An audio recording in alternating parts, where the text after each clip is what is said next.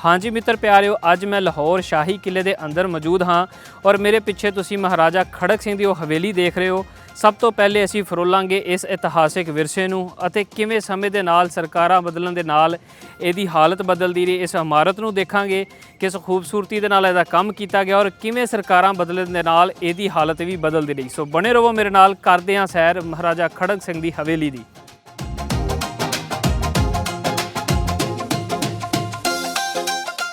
हाँ जी मित्र प्यारिओ, मैं इस समय मौजूद हाँ महाराजा रणजीत सिंह के वड्डे सुपुत्र महाराजा खड़क सिंह की हवेली दे विच ते दिखावांगे तुहानूं इतिहासिक सभ्याचारक विरसे दीआं वो झलकां, इस इमारत दीआं पुराणियां कथावां जिहड़ियां इहदे विच बहुत सारियां कथावां समाईयां होईयां। उस तो इलावा उस इतिहास नूं फरोलांगे जिहड़ा कि एक बहुत वड्डा इतिहास, किवें इत्थे सिख राज आया, मुगल दौर नूं देखांगे, उस तो बाद ब्रिटिश राज नूं देखांगे ते देखांगे इस हवेली नूं। करदे हां सैर, बने रहो मेरे नाल।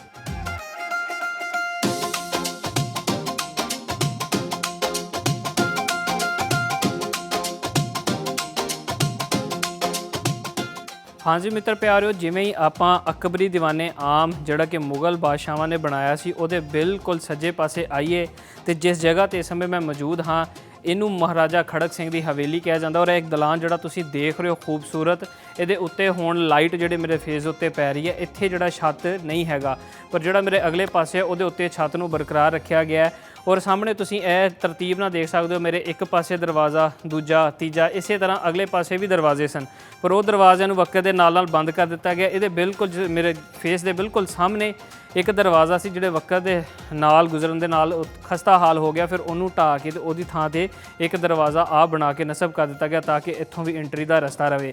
एक मैं गल तुहानूं दसदा चलां कि इहदी हालत इन्नी बिरध हो गई सी क्योंकि इन्ना समा लंघ गया सी, बहुत सारियां सरकारां भी आईयां, बहुत सारियां दे विच तब्दीलियां भी होईयां ते अजकल मौजूदा पाकिस्तान की सरकार ने एक बहुत वड्डा उपराला कीता जिहदे विच उन्होंने इस जगह नूं रिस्टोर करके इहदे अंदर एक कुतुबखाना, एक लाइब्रेरी नूं इंस्टॉल किया। और अगर असीं उहनूं भी देखिए उहदी भी एक सिमेट्री नज़र आती है जिहदे विच खूबसूरत कमरे बने हुए नज़र आते हैं। तुसीं मेरे आले दुआले देख सकते हो इस इमारत की बनतर नूं कि किद्दां सिमेट्री दे विच बनाया और ते खूबसूरत ढंग दे नाल इहदा निर्माण किया गया। और ते हवा का सिस्टम इन्ना वधिया है कि चारे पासियों हवा के आण जाण का एक बहुत खूबसूरत सिस्टम नज़र आता है। इस वक्त जी छत के उत्तों तुसीं देख रहे हो इत्थे छत रिमूव हो चुकी है क्योंकि इत्थे इहदी जिहड़ी हालत सी वो बहुत बिरध हो गई सी, जिहदे करके इनू रिमूव करना पिया और इहदे उत्ते हजे भी कंस्ट्रक्शन का काम जारी है। इहदे उत्ते भी असीं देखांगे महाराजा खड़क सिंह की हवेली के जिहड़े खूबसूरत कमरे ने उन्होंने भी असीं एक्सप्लोर करांगे, उन्होंने भी देखांगे। उहदे उत्ते हजे काम जारी भी है ते कुछ काम मुकम्मल भी हो चुके हैं।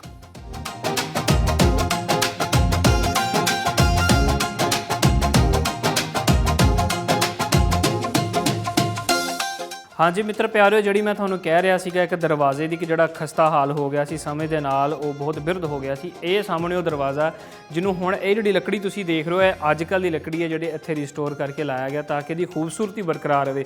उस तो इलावा तुहानूं दसदा चलां कि उही पुरानी इट सानूं देखण नूं मिलदी है जिहड़ी कि मुगल दौर दे विच यूज़ हुंदी सी, नानकशाही इट नूं भी कह सकदे असीं।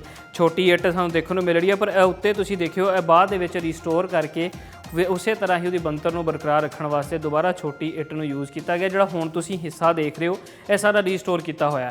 वक्त ने इनू बहुत खराब कर दिता सी, इस करके सरकार ने इनू रिस्टोर कर रही है। और मेरे बिल्कुल इस पासे अगर तुसीं देखो ये जिहड़ा दीवारां दे उत्ते प्लस्तर तुहानूं हुण नज़र आ रहा है, ये प्लस्तर भी बाद है। ये उत्ते जिहड़ा प्लस्तर किया इनू रिस्टोर करके। और सामने तुसीं देख रहे हो दरवाजे दे विच तुहानूं किताबां नज़र आ रही होणगियां, जिवें कि मैं आप जी ने पहले ही जिक्र किया कि इत्थे हुण एक लाइब्रेरी मौजूद है और बहुत ही खूबसूरत लाइब्रेरी मौजूद है जिहदे अंदर जिन्ने भी लोग इत्थे आंदे ने उन्होंने खुला वेलकम है, खुला सद्दा दिता जाता है कि तुसीं इत्थे आके इतिहास के वर्के फरोल सकते हो। और ये सारा लिटरेचर जिहड़ा इत्थे रखिया गया है ये सारा इस किले के अंदरों ही बरामद होया है, जिहड़ा कि उस वेले का इत्थे लिटरेचर सी। हर तरह के दस्तावेज़ कह सकते हैं जिहड़े हाज़री वास्ते रजिस्टर यूज़ होंदे सी या किसी भी खाते नूं स्टोर करने वास्ते जिहड़े यूज़ होंदे सी रजिस्टर, वो सारे इहदे विच डॉक्यूमेंट्स आर्काइव्स सारे इत्थे संभाल के रखे है। और जिहड़ी खूबसूरत गल इत्थों दी मैं दसना चाहांगा वो सब तो ज़्यादा इत्थों दी सिमेट्री बनतर अते वो छोटी इट का यूज़ होना। उत्ते छत नूं भी जेकर असीं देखीए तो छत के उत्ते भी सानूं उही छोटी इट की बनतर मिलती है।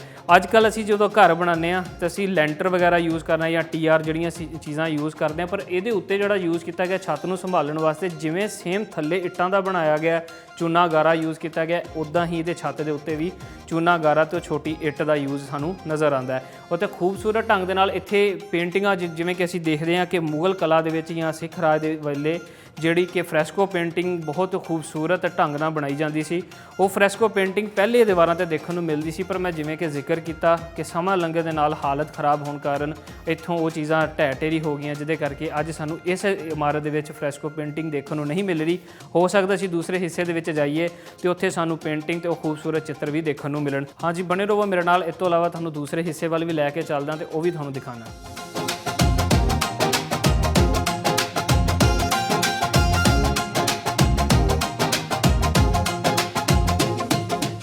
इस समय मैं जिस हिस्से दे विचों लंघ रहा, ये हिस्सा भी उस ही दलान का हिस्सा है जिहड़ा बरांडा तुसीं अगे देख रहे सी, जिहदे उत्ते छत नहीं हैगा। तो उस तो बाद तुसीं अंदर वाला हिस्सा देखा जिहदे उत्ते हजे भी छत मौजूद है।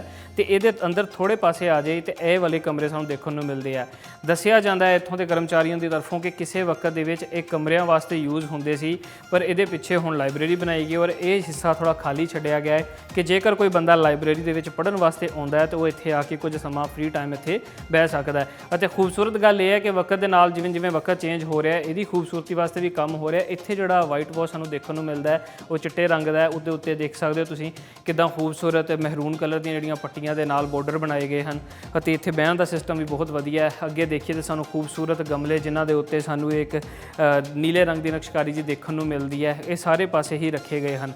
ਅਤੇ खूबसूरत गल ये है कि ਜਿਹੜਾ ਇੱਥੇ इतिहास ਨੂੰ ਸਾਂਭ ਕੇ ਰੱਖਿਆ ਗਿਆ, इतिहास ਨੂੰ ਪੜ੍ਹਨ ਵਾਸਤੇ ਲੋਕਾਂ ਦੇ ਵਾਸਤੇ ਜਿਹੜੀ ਸੁਵਿਧਾ ਦਿੱਤੀ ਗਈ ਹੈ, ਇਹ ਸਭ ਤੋਂ ਬਹੁਤ ਵਧੀਆ ਗੱਲ ਹੈ।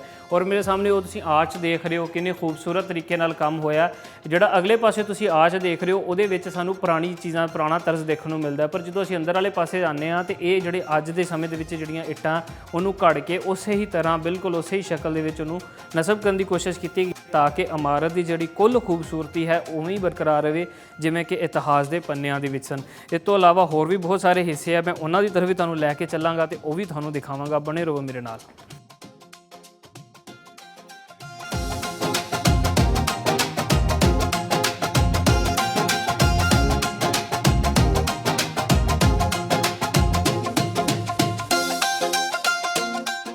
मित्र प्यारिओ, जिवें ही आप महाराजा खड़क सिंह की हवेली के दूजे पासे मूव कर रहे सी तो रस्ते दे विच एक बहुत ही खूबसूरत चीज़ जी मैं तुहानूं दिखाना चाहांगा कि मेरे पिछे तुसीं एक सफ़ेद संगे मरमर का पत्थर देख रहे हो जिन्हों बहुत सुचज्जे ते सखाले ढंग दे नाल दीवार दे विच नस्ब किया गया है।